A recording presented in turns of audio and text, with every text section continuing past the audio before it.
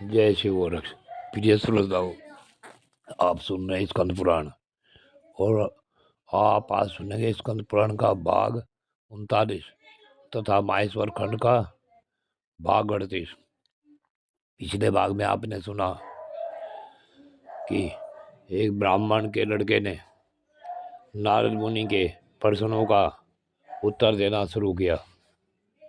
उस ब्राह्मण के बच्चे का नाम था सुतनु। अब सुतनु ने नारद मुनि से बताया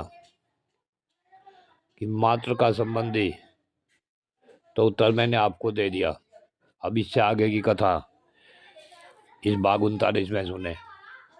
वह सुतनु नामक बच्चा बोला, हे विप्रवर, अब आप ब्राह्मण के 8 वेदों का वर्णन सुने। मात्र, ब्राह्मण, श्रोत्रिय, अनुचान, पूर्ण, ऋषिकल्प, ऋषि और मुनि, ये 8 प्रकार के ब्राह्मण श्रुति में पहले से ही बताए गए हैं। इनमें विद्या और सदाचार की विशेषता से पूर्व की अपेक्षा उत्तरोत्तर श्रेष्ठ है। व्यक्तिगत स्वार्थ की उपेक्षा करके वैदिक आचार का पालन करता है, सरल, एकांत प्रिय, सत्यवादी तथा दयालु है, उसे ब्राह्मण कहा गया है। जो वेद की किसी एक शाखा को कल्प और 6 अंगों से पढ़कर ब्राह्मणोचित 6 कर्मों में संलग्न रहता है, वह धर्माग विप्र श्रोत्रिय कहलाता है। जो वेदों और वेदांगों का तत्वज्ञ, पाप रहित, शुद्धचित, श्रेष्ठ श्रोत्रिय विद्यार्थियों को पढ़ाने वाला और विद्वान है, वह अनुचान माना गया है। जो अनुचान के समस्त गुणों से युक्त होकर केवल यज्ञ और स्वाध्याय में ही संलग्न रहता है, यज्ञशिष्ट अन्न भोजन करता है और इंद्रियों को अपने वश में रखता है, ऐसे ब्राह्मण को श्रेष्ठ पुरुष पूर्ण कहते हैं। जो सत्पूर्ण वैदिक और लौकिक विषयों का ज्ञान प्राप्त करके मन और इंद्रियों को वश में रखते हुए सब आश्रम में निवास करता है, सदा आश्रम में निवास करता है, वह ऋषि कल्प माना गया है।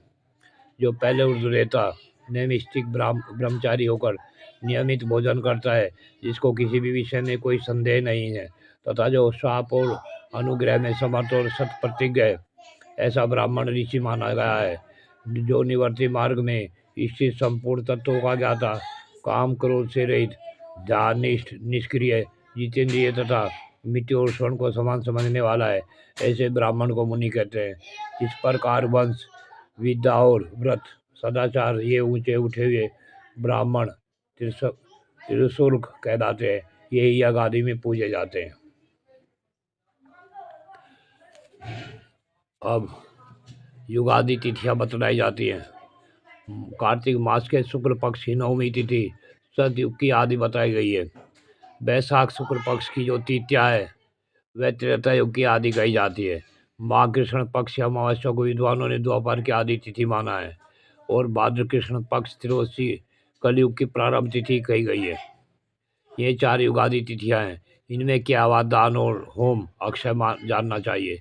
प्रत्येक युग में 100 वर्षों तक दान करने से जो फल होता है, वह युगादि काल में एक दिन के दान से प्राप्त हो जाता है।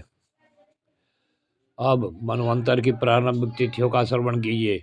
आश्विन शुक्ला नवमी, कार्तिक की द्वादशी, चैत्र और भाद्र की तृतीया, फाल्गुन की अमावस्या, पौष की एकादशी, आषाढ़ की दशमी, माघ की सप्तमी, श्रावण की कृष्णाष्टमी, आषाढ़ की पूर्णिमा, कार्तिक की पूर्णिमा, फाल्गुन, चैत्र और ज्येष्ठ की पूर्णिमा, ये मनवंतर की आदि तिथियां हैं, जो दान के पुण्य को अक्षय करने वाली हैं।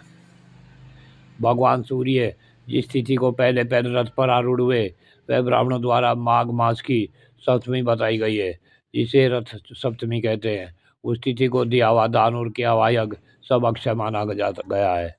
वह सब प्रकार की दरिद्रता को दूर करने वाला और भगवान सूर्य की प्रसन्नता का साधक बताया गया है। जो प्रतिदिन याचना करता है, वह स्वर्ग में जाने का अधिकारी नहीं है। जैसे चोर सब जीवों को उद्वेग में डाल देता है, उसी प्रकार वह भी है। वह पापात्मा सबके लिए सदा उद्वेग कारक होने के कारण नरक में पड़ता है। वेदांतवादी विद्वान अर्ची और ध्रुव ये 2 मार्ग बतलाते हैं। अर्ची मार्ग से जाने वाला पुरुष मोक्ष को प्राप्त होता है और 2 मार्ग से जाने वाला जीव स्वर्ग में पुण्य फल भोगकर पुनः इस संसार में लौट आता है। सकाम भाव से की गई आगादी के द्वारा दो मार्ग की प्राप्ति होती है और निष्काम भाव से